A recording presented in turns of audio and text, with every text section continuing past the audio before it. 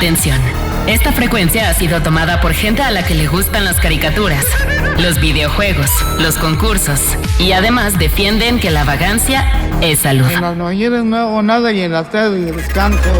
Ya sea que compartas o no estos gustos e ideas, te invitamos a pensar el mundo desde las artes gráficas. Lapicero, un espacio donde conviven diferentes formas de creatividad. Lápiz Cero. El psicoanalista Carl Gustav Jung escribió en 1912 uno de los libros más importantes para la interpretación de su teoría psicoanalítica, Símbolos de Transformación. En este texto, además de encontrar una interesante revisión sobre las metáforas cotidianas y sus manifestaciones concretas, Jung propone una figura para comprender la transformación cotidiana y sistemática de las personas, el ave fénix. El fénix es una de las criaturas mitológicas que ha adquirido una gran relevancia debido a la interpretación de sus símbolos. Se dice de esta ave que sus lágrimas son curativas, que el solo hecho de observarla nos otorga esperanza, que también tenía control sobre el fuego y quizá, lo más conocido, que podía renacer de entre sus cenizas. Para Jung, la metáfora del renacimiento tiene que ver con la resiliencia, esa capacidad que tenemos para sobreponernos a situaciones adversas en la vida. El fénix aparece, por ejemplo, para la cultura egipcia bajo la figura del Venu, una majestuosa garza que sobrevolaba las riberas del río Nilo. En China, esta ave era conocida como el Feng Wang, símbolo de la virtud. Incluso para la iconografía cristiana, el ave fénix fue representada como una criatura que habitó el paraíso terrenal y que, al no haber probado el fruto prohibido, fue dotada con características especiales. Para el caso mexicano, podríamos decir que el mito europeo del ave fénix no existe. Dentro de nuestra mitología, la figura del fénix se transformó para habitar el entorno marino. En un fecundo suelo lacustre, la narrativa de la cultura mexica, con sus raíces en la cosmovisión olmeca, encontró en el ajolote el mito que habla de la resiliencia, la transformación y la vida después de la vida. Xolotl fue el hermano mellizo de Quetzalcóatl. Su advocación terrenal es el ajolote, cuyo nombre en náhuatl significa monstruo acuático, pues proviene de las raíces náhuatl, atl, que significa agua, y xolotl, que significa monstruo. Su nombre también está asociado al vocablo olín, que significa movimiento. En la revista digital Neomexicanismos podemos encontrar un gran resumen del mito mexica. En el principio de nuestra era, conocida como el Quinto Sol, los dioses del panteón mexica se encontraban reunidos en Teotihuacán. Entonces se dijeron: ¿Quién creará la luz? ¿Quién alumbrará el mundo? Tecocitecatl, el dios precioso, adornado y pretencioso, divinidad muy rica que todo lo que ofrendaba era precioso, como las plumas de Quetzal, se adelantó y dijo: «Yo me haré cargo». Inmediatamente los dioses se preguntaron: ¿quién será el otro? Se hizo un absoluto silencio. Ningún otro dios se atrevía a ofrecerse como voluntario. Todos temían sacrificarse. No hacían nada más que mirarse entre sí. Sobraban excusas para no ser elegido. Entonces los dioses se acordaron de Nanahuatzin, el dios buboso, sarnoso, un dios muy retraído que no hablaba. Le solicitaron que él fuera el que alumbrara. Nanahuatzin aceptó de buena gana y sin vacilación. Y entonces se dispuso una enorme hoguera en el lugar llamado Teotezcali, la casa del peñasco de los dioses, lugar considerado como el hogar de lo divino. Con todos alrededor, el Teotezcali ardió el fuego por 4 noches. Acto seguido, los dioses se colocaron de pie en 2 filas al lado de la hoguera, listos para presenciar el espectáculo. Nanahuatzin y Tecocitecatl se situaron frente al fuego, en medio de los demás dioses. Tras su sacrificio, estos 2 dioses dieron origen al sol y a la luna. Las bestias sagradas como el jaguar y el águila fueron alcanzadas parcialmente por el fuego. Por ello, el jaguar tiene manchas y el águila plumas negras, pues un poco de calor les calcinó parte de su piel.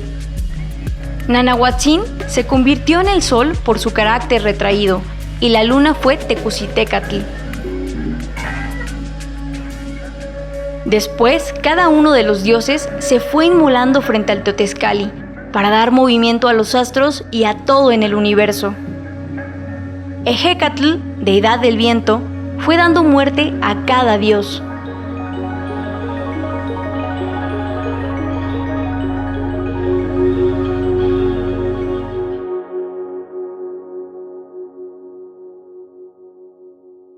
Sin embargo, uno de ellos, Xolotl, se negaba a ser sacrificado. Entonces emprendió la huida. Huyó hacia las milpas, donde se escondió entre los maizales. Ahí se convirtió en el pie de maíz que tiene 2 tallos, que los campesinos llaman Xolotl. Cuando el Ejecatl lo descubrió, echó a correr y se escondió entre los magueyes, convirtiéndose en lo que se conoce como Mexolotl, maguey de 2 cuerpos. Al ser nuevamente hallado, volvió a huir. Finalmente se sumergió en el agua, convirtiéndose en Axolotl, el ajolote, donde fue capturado y muerto para consagrarse para siempre como uno de los manjares predilectos de los príncipes aztecas.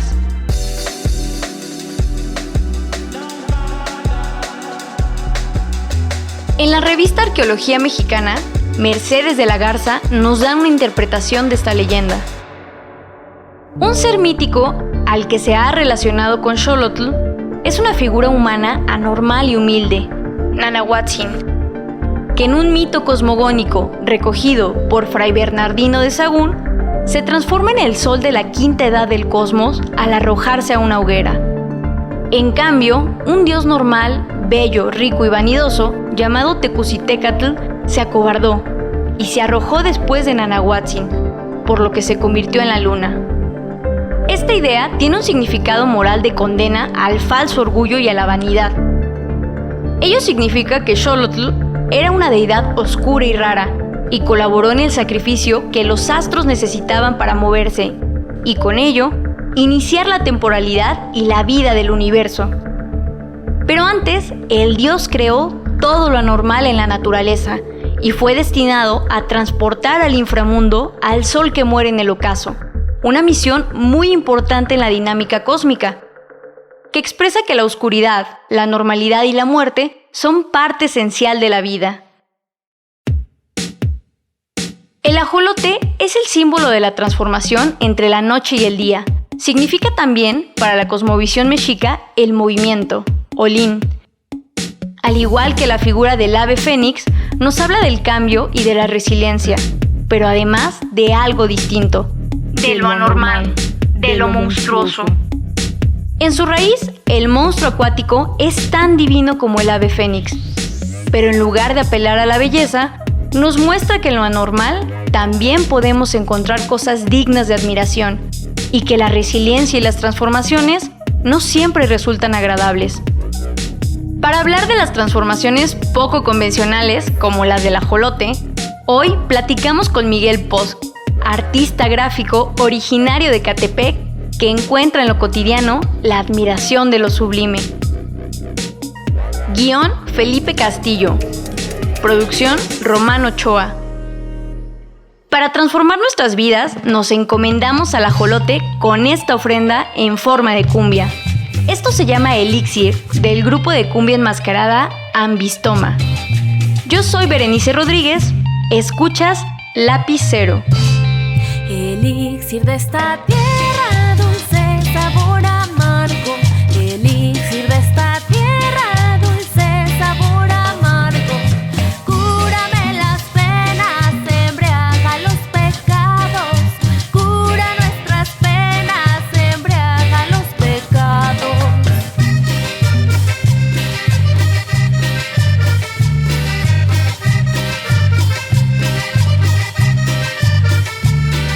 Curado de limón para el corazón, curado de guayaba por si te extrañaba, curado de avena, llévate mi pena, échame 2 de fresa por si no regresa. Curado de limón para el corazón, curado de guayaba por si te extrañaba, curado de avena, llévate mi pena, échame 2 de fresa por si no regresa, por si no regresa.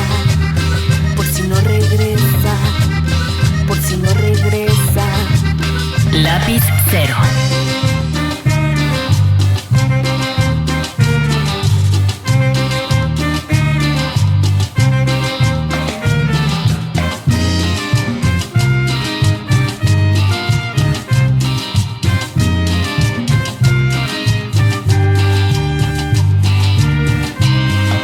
Llévame al templo de Diana y no más no llores. Ana María te invita a la risa. Escupe el alacrán como hombre sin miedo en la primavera de nuestra ciudad. Seguir el paso a la hija de los apaches sin perder la elegancia.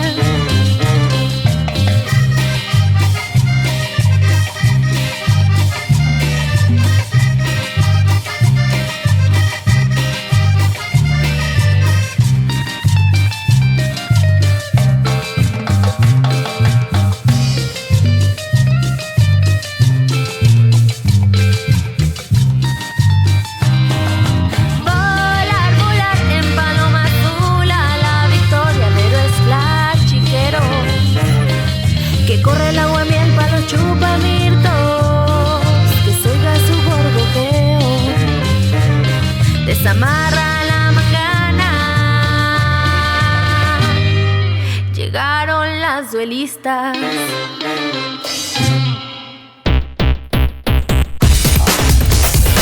La práctica perfecciona la técnica. Lápiz cero. Por Reactor 105. Super Smash Carnales. Versión Pueblo de Joco. Modo lapicero. Personajes. Hola, yo soy Kai Ale, fotógrafa originaria de Ecatepec. Hola, yo soy Román Barco, el sonido es mi pastor, nada me falta. Hola, yo soy Livo Malo, artista de Iztapalapa y fui el maestro de locución de Jordi Rosado. Personaje invitado. Hola, yo soy Posk y le enseñé a pintar a Salvador Dalí. Edad. Tengo 40 primaveras. ¿A qué te dedicas y cómo describes tu trabajo? Yo soy artista visual, pero recientemente pienso que soy más un explorador y un investigador visual. Lugar de donde eres originario. Yo nací en la Ciudad de México, pero toda mi vida he radicado, vivo y trabajo en Ecatepec, en el Estado de México. Signo zodiacal. Virgo. Nickname en redes sociales. @poskeone. Animal o planta con la que te identificas. Ajolote. Anécdota impactante. Pues voy a contar una anécdota que creo que es muy relevante y hacer también conciencia un poco sobre las infancias. Cuando iba a la primaria, pues me apuraba mucho, me enfocaba en terminar mis tareas del salón y todo con la finalidad de poder sacar una pequeña libreta en blanco y ponerme a escribir y dibujar cosas. Entonces, pues era una cosa incontrolable la que yo sentía en esos momentos, pero yo no tenía la conciencia de que al sistema educativo tradicional eso le molestan las personas diversas o neurodivergentes. Entonces la maestra que tenía en turno en el 3er grado básicamente me confrontó y me amenazó que me iba a pegar si no dejaba yo de dibujar o de crear cosas, porque me apuraba tanto y acababa antes que todos mis compañeritos. Me ponía a inventar cosas y a decir historias y narrativas ahí, pues a esa edad, y todos mis amigos se distraían y me formaban una ruedita para ver que estaba yo dibujando, inventando, y querían que les contara más historias y más historias. Entonces, pues para la maestra era incontrolable poder domar este tipo de, pues no sé, de personalidad o de situaciones así. Y bueno, conectándola con una canción y hablando del ajolote, me gusta la idea de que siempre nos podemos seguir transformando, ¿no? Y que no debemos estar encasillados o enjaulados en una situación. Entonces, mi primer canción se llama Axolotl, del artista Dun Kanda. Y pues esa es la situación, ¿no? Como aunque tengas esas dificultades y situaciones, pues siempre puedes transformarte y regenerarte como lo hacen los ajolotes.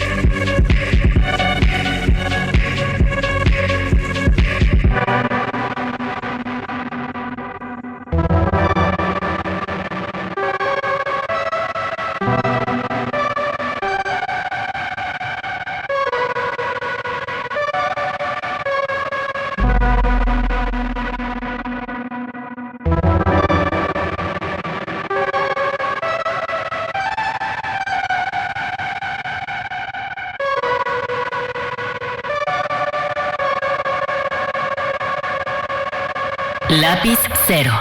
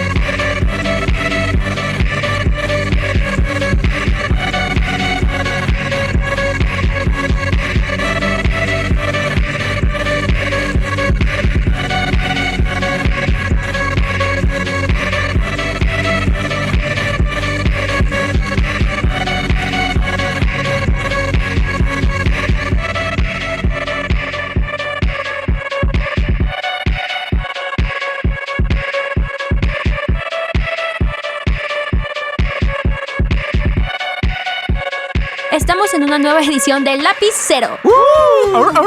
Ecatepense. Exacto. Estamos Kayale, Livo Malo, Román Barco y nuestro invitadísimo especial, Miguel Posk. Recuerden que pueden comunicarse con nosotros a los teléfonos en cabina 5601-6397 y 5601-6399. Y esta vez yo quiero dar mi WhatsApp personal para que nos manden mensaje, el cual es 55 37 093 092. ahí nos pueden enviar buenos memes, buenos días con piolines, lo que ustedes quieran. Igual estén al pendiente de nuestras redes sociales, en Twitter y en Instagram como lápiz-cero. Si tú estás escuchando esto en YouTube, recuerda dejarnos un comentario. Y si tú lo estás escuchando en la radio, recuerda que lo puedes escuchar en Spotify y en YouTube. Como siempre, una felicitación para el equipo que se encarga de hacer las cápsulas y para un saludo para nuestro amigo Julio, que se encarga de hacer el ilustrario. También un gran agradecimiento y un abrazote a Germán, que siempre está ahí al tirante publicando en las redes sociales de Reactor que ya viene el lapicero, que ya viene aquí el desastre a las 10 de la mañana por Reactor 105, y que también pueden escuchar las rolas que sonaron en el programa en la cuenta de Reactor de Spotify. Ahí está el playlist de lo que ha sonado en los programas de Lapicero, que también Germán nos ayuda a subir esas canciones. Pues el día de hoy seguimos en esta saga, por así decirlo, de artistas que son de los alrededores del centro, y ahora vamos a platicar con bandita de Ecatepec, porque de esa ya estuvo bueno, ¿no? Ya, Román, deja de traer a tus vecinos, ya. Ahora sí ya le toca a Ecatepec, por favor. Mención honorífica para acá, que también es de Ecatepec. Sí, de hecho estaba platicando con Posk y somos del área, somos de Ciudad Azteca. Tú lo trajiste. Ahora trajo Kay a sus vecinos. Sí.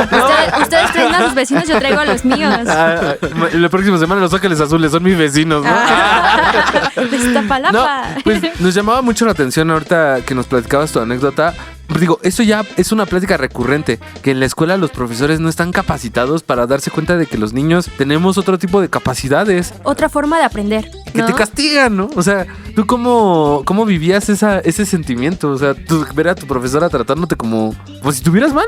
Creo que es bueno ser consciente sobre las diversidades y neurodiversidades, ¿no? Eso es como el sentido de esa anécdota, de que afortunadamente en la actualidad ya tenemos más capacidad informativa para poder entender estas diferencias, ¿no? Y pues para mí sí era como un shock, porque desde mi infancia más temprana ha sido algo muy orgánico y natural el hecho de estar o inventando cosas, escribiendo cosas, dibujando cosas, pero a cierta edad chocas con esta realidad institucional, la cual no te permite salirte un poco de los moldes, ¿no? Del deber ser, del cumplir como de tal manera con las cosas. Y aunque yo cumplía con todo lo que pedía la institución educativa, pues aún así no, al menos en ese tiempo, no sé ahora, espero que ahora sea diferente, pero en ese tiempo creo que no estaba tan preparada la institución para albergar estas neurodiversidades y diferencias para en torno a algo que es muy orgánico y natural en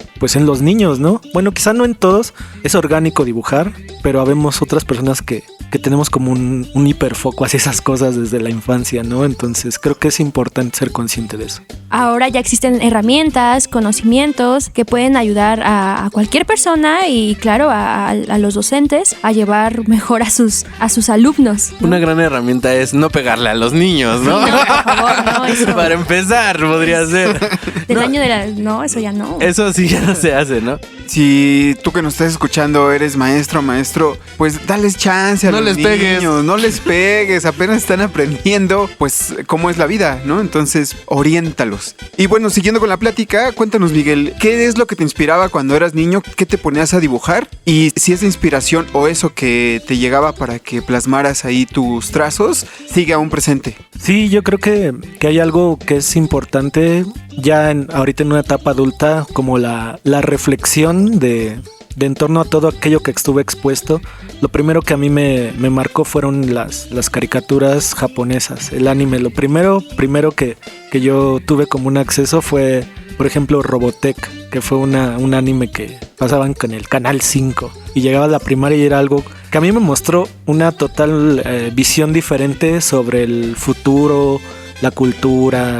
Era como una especulación de qué iba a pasar con la vida humana en el futuro cuando ya no había aspectos posibles humanos en la Tierra, ¿no? Entonces todos iban a vivir a una nave gigante y tenían guerra con otros seres del espacio, ¿no? Entonces creo que ahora veo todo eso y digo, eso me formó, o sea, los robots como que se les conoce como los mechas, ¿no? Así también toda esta situación como de los guerreros mitológicos, de los caballeros del zodiaco, toda esa como estar expuesto hacia esas narrativas no occidentales, para mí fue como algo bien importante así. Y tal cual que ahora a la fecha estoy haciendo una investigación para un proyecto artístico que estoy revisando la importancia de los cartoons en el arte contemporáneo, ¿no? Entonces ando más clavado ahorita en eso y justo estoy recuperando todas mis memorias de infancia a ver qué fue lo que me marcó. Y así fueron varias series hasta que llegué a una que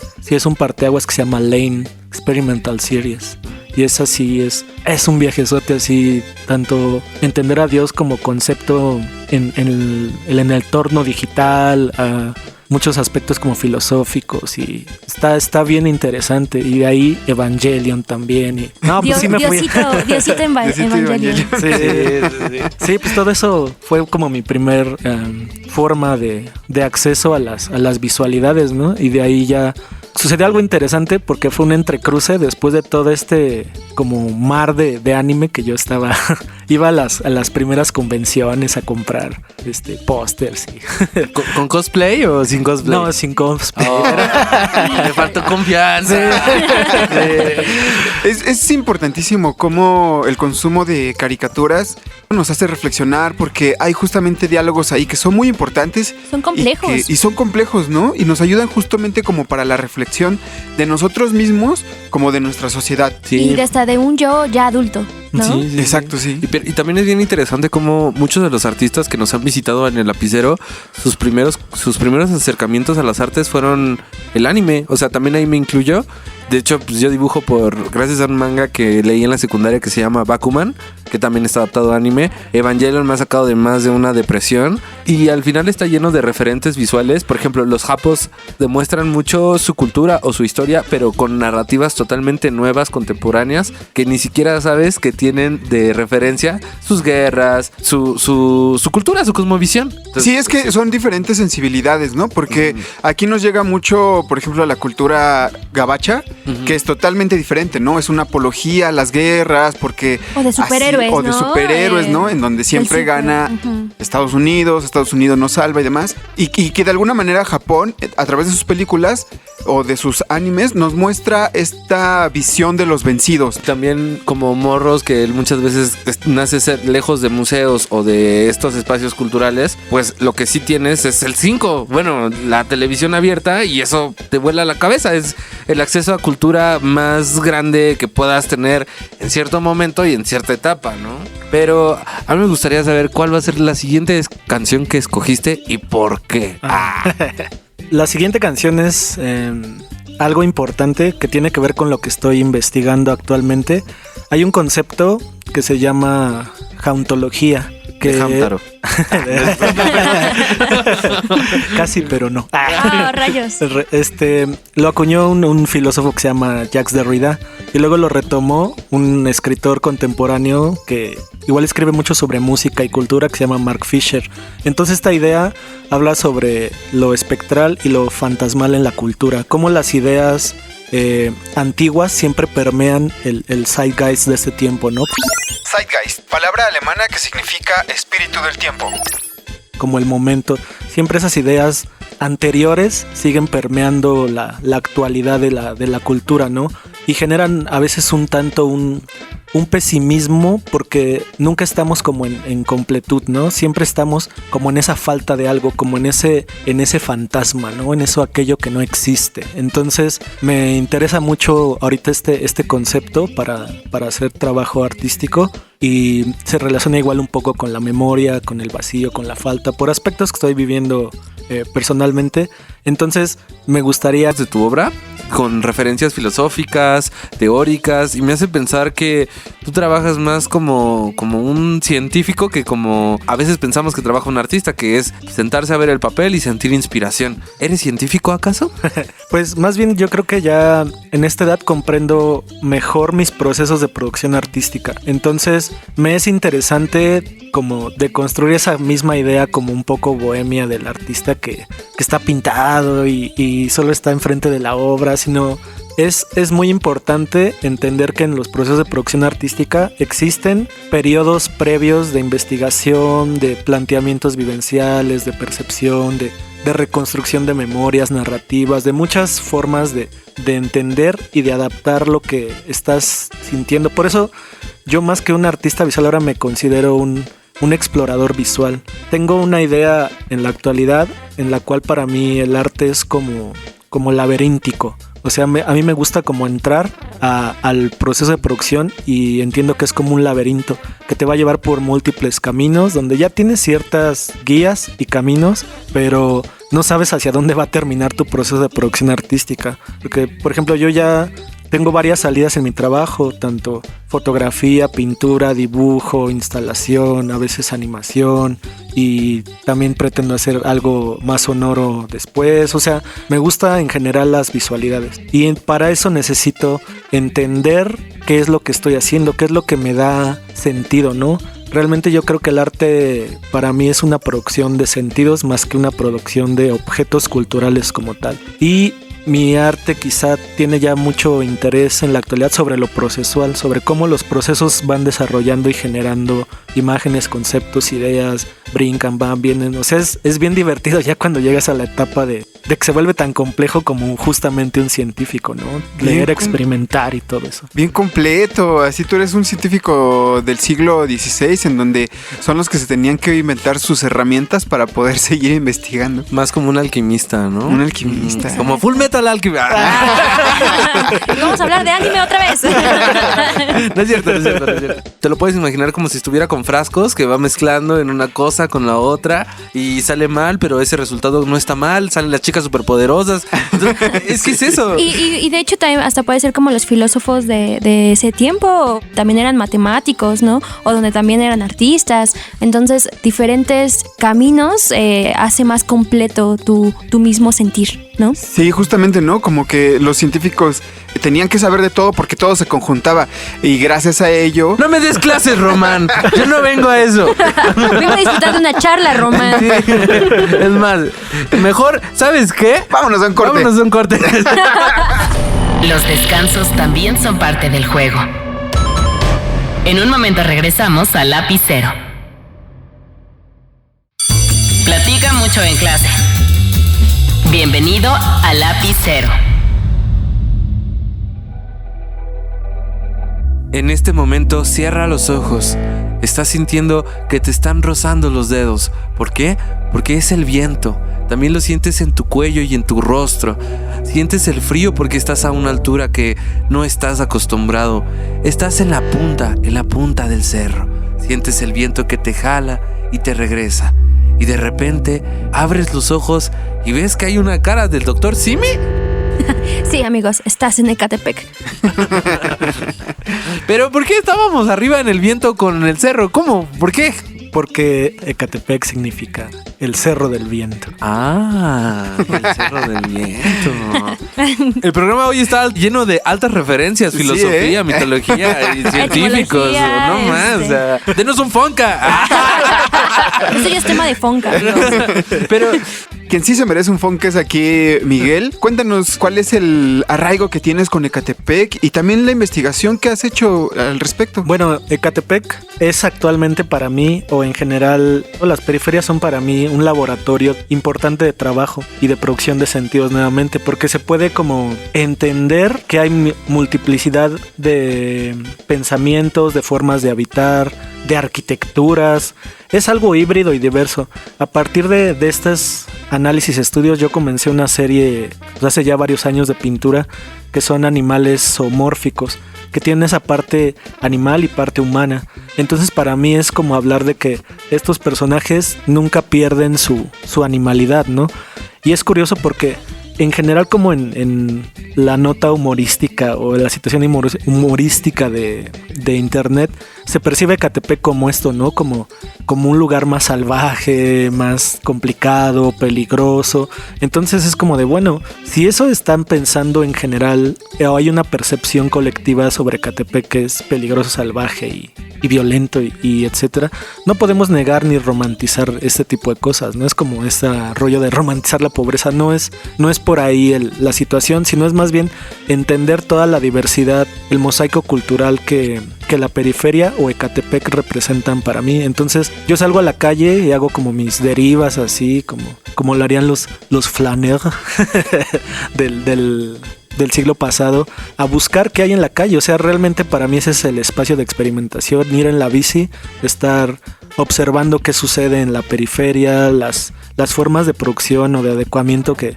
para mí encontré en esta... Tuve una serie fotográfica que expuse en California en el 2021, donde yo iba retratando, para mí son como esculturas, ¿no? Donde la gente, todo lo que ya no le sirve, lo va agrupando afuera de sus casas. Y para mí son como tótems. Entonces... Para mí es mi sala actual. Para mí es mi sala de estar. Lo que para unos es basura, es la gloria de otros.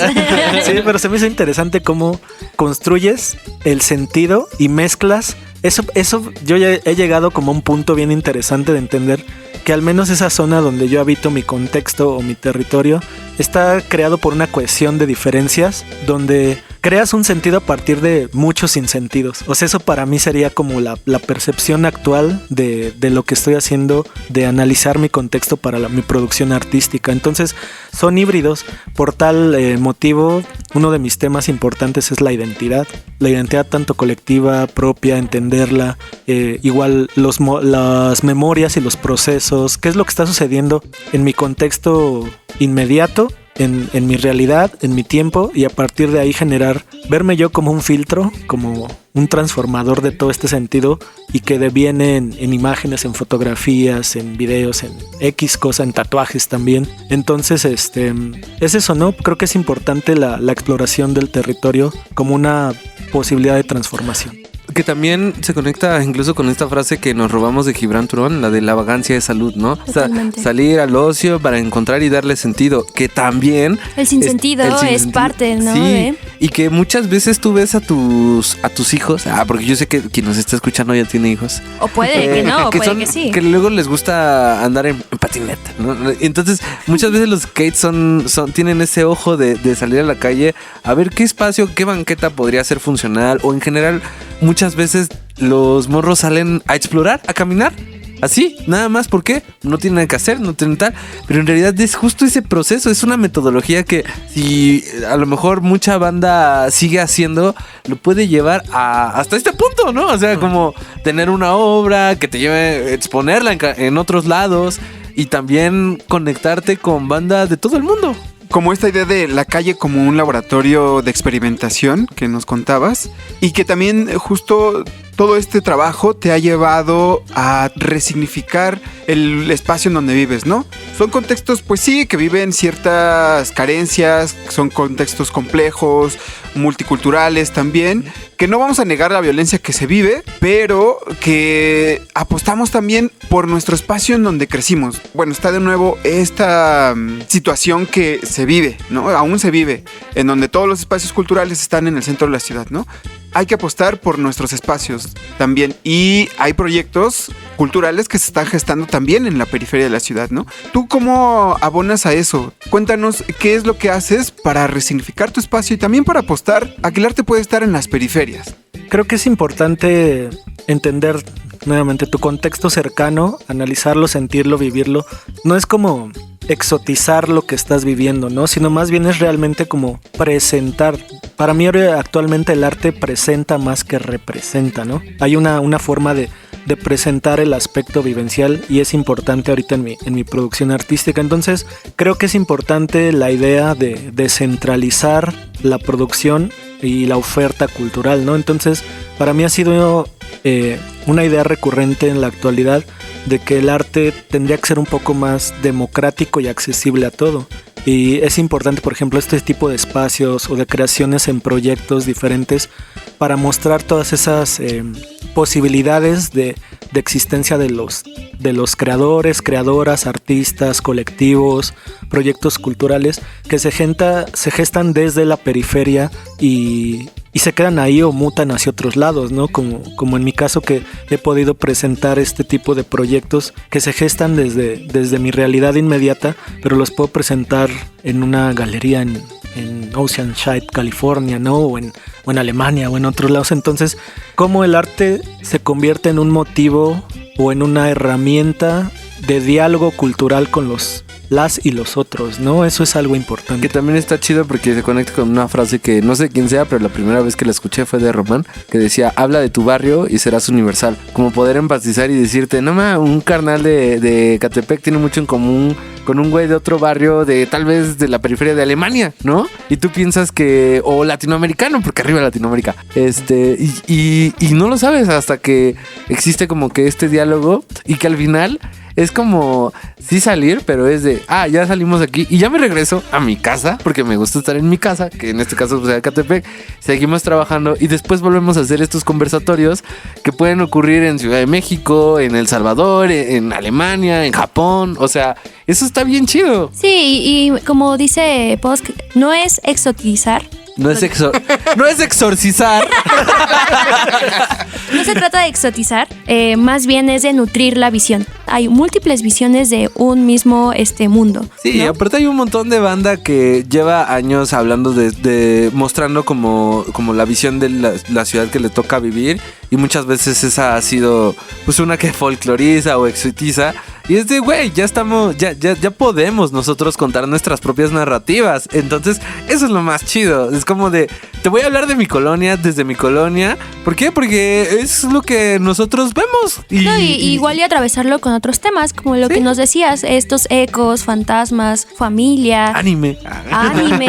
Y lo que sale, pues va a ser muy rico, ¿no? Tan rico como la siguiente canción. Hablando un poco de las hibridaciones y de los momentos como culturales de la actualidad, me es importante e interesante analizar qué está sucediendo en el sonido más reciente de las ciudades o de las periferias, ¿no? Entonces, curiosamente me encontré en Facebook un perfil de un artista muy joven, yo creo que tendrá como 20 años apenas, y acaba de lanzar su primer disco y habla mucho de esto de las diversidades, de las neurodivergencias, de todo este rollo, pero su canción o la canción elegida es importante ya que es para mí el signo perfecto que muestra qué está sucediendo en este tiempo. Es una mezcla de ritmos, sonidos, sampleos, cosas electrónicas, voces transformadas, distorsionadas. Es algo bien interesante, tirándole un poco como a los sonidos que produce Arca o así. Son mezclas actualmente la que está sucediendo en el sonido. Entonces, la siguiente canción se llama Apocalipsis Ojalá y es una artista muy joven que se llama Kia.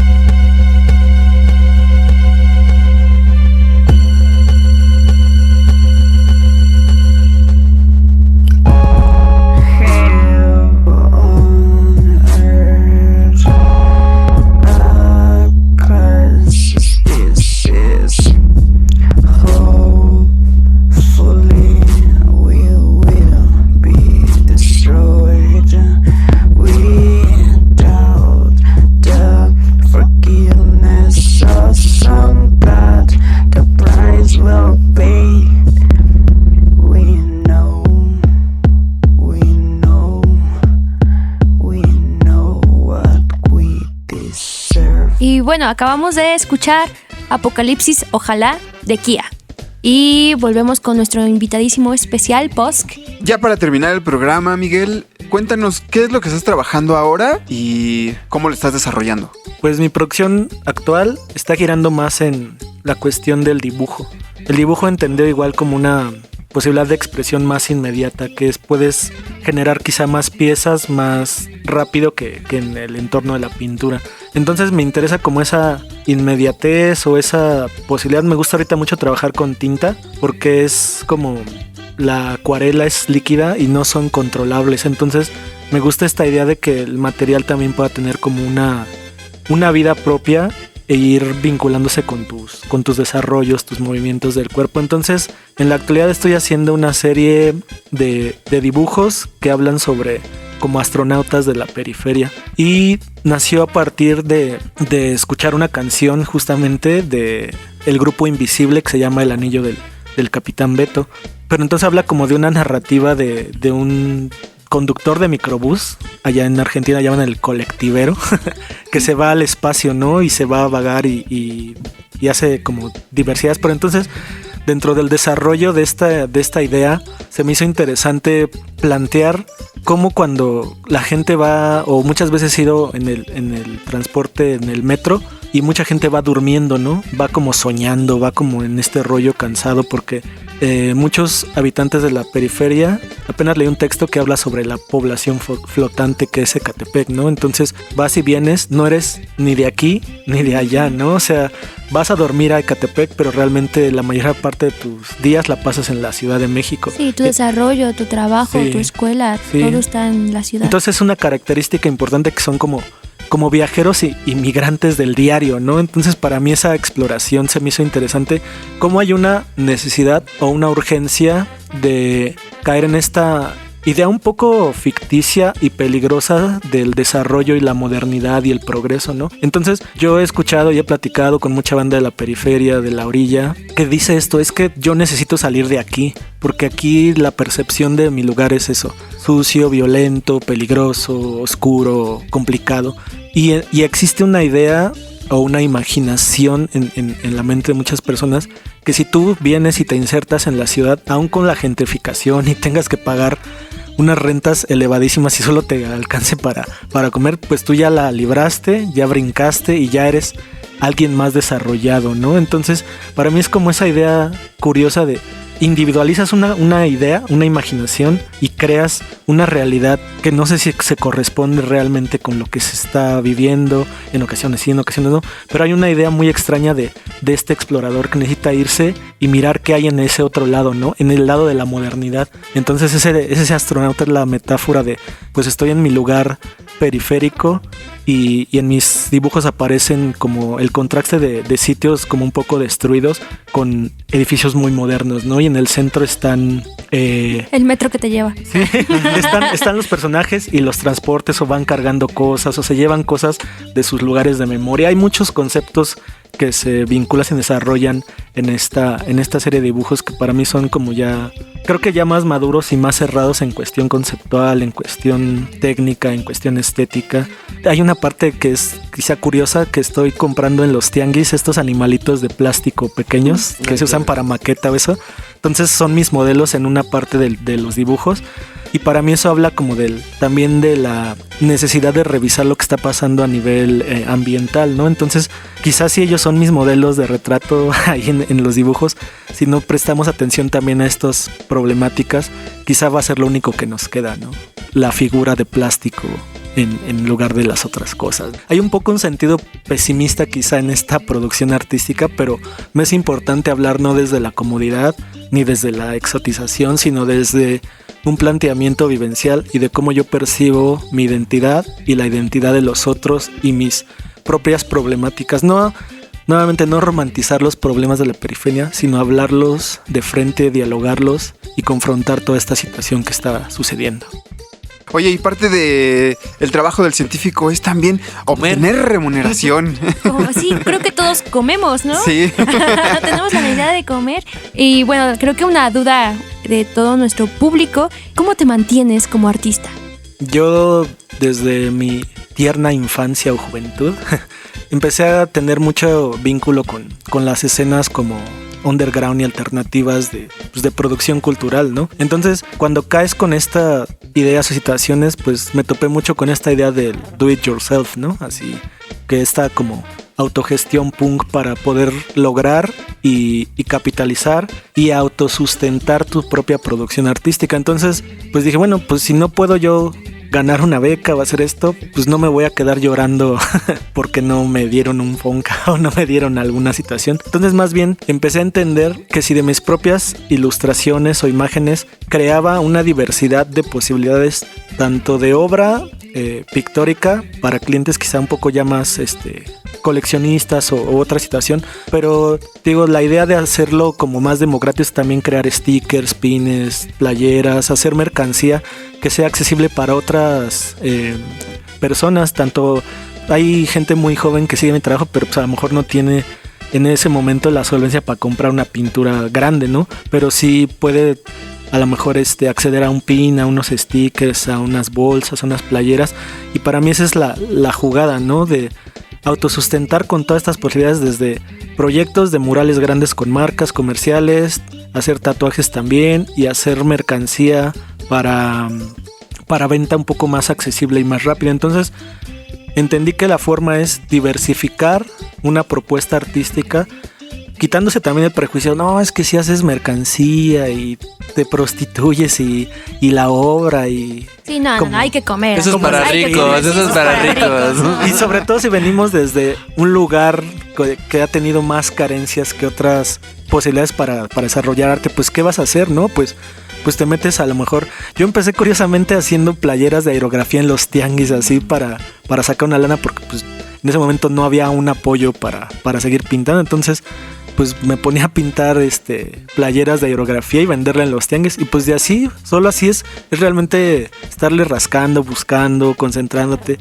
Ya después, ya más con tiempo, y eso creo que en mi experiencia está, bueno, ya tengo un portafolio, una trayectoria, ya lo mando hacia marcas, proyectos, desarrollos, y ya es más fácil que te toman en cuenta, porque ya hay todo un desarrollo ya de 20 años de trabajo, ¿no? O sea, ya no es tan complicado en este momento como lo fue en un inicio cuando era más emergente. Pero sí, creo que diversificar la propuesta artística y partirla en muchas posibilidades, no importa si sea comercial, ¿no? o institucional, para mí funciona mejor como la iniciativa privada, ¿no? Trabajar con iniciativa privada y con clientes privados que con la gubernamental o de las becas. Entonces a veces en un proyecto pues saco lo que me daría una beca y ya no pasé por todo un proceso de desarrollo. Quizá no te da la legitimación que te daría un proyecto institucional, pero al final de cuentas pues hay que vivir, hay que pagar cuentas, hay que comer. Que también eso te vas perfilando, porque la legitimación de una cosa gubernamental te sirve para seguir sacando cosas gubernamentales. Entonces, si ese es tu flow, pues vete por ese lado. Si estás como con iniciativa privada, entonces te sirve más estar sacando chambas con privada, porque ¿en qué va a derivar? En chamba con privada. Entonces, más bien es que lo que te acomode, ir intentando por todos lados, la que te guste más y la que te pegue, pum, te vas siguiendo y te vas profesionalizando en esa, ¿no? Pues ahí está otro camino que nos comparte Miguel Posk. Para terminar, vámonos con la ruleta del chismecito.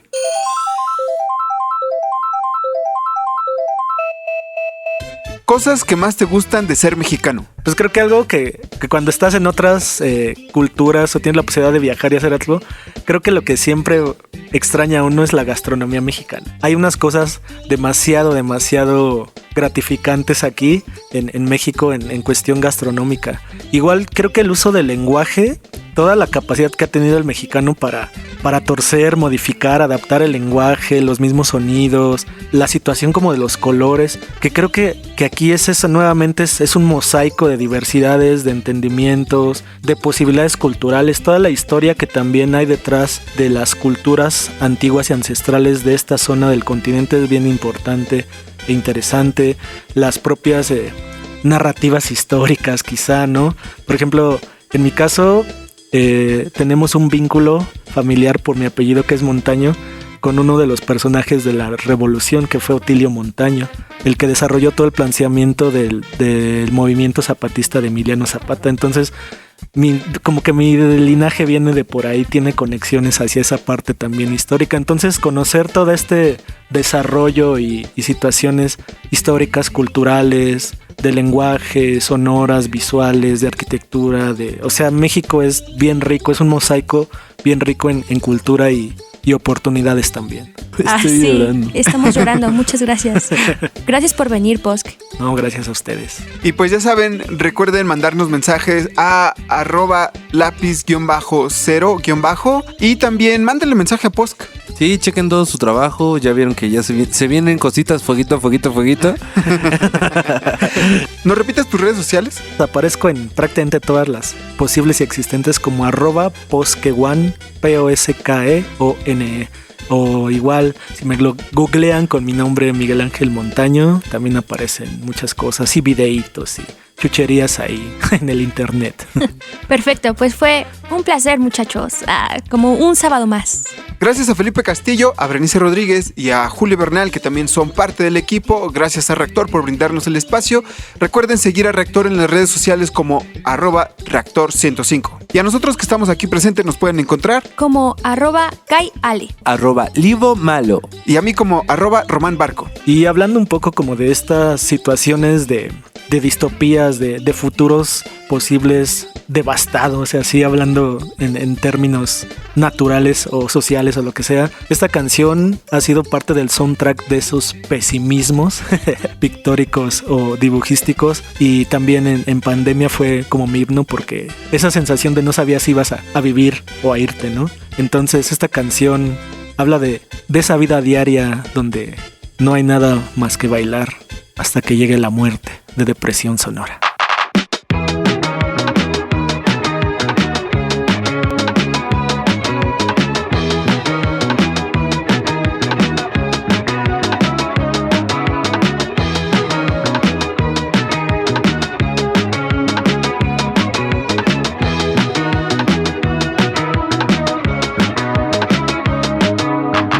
A veces pienso que la vida podría ser mentira.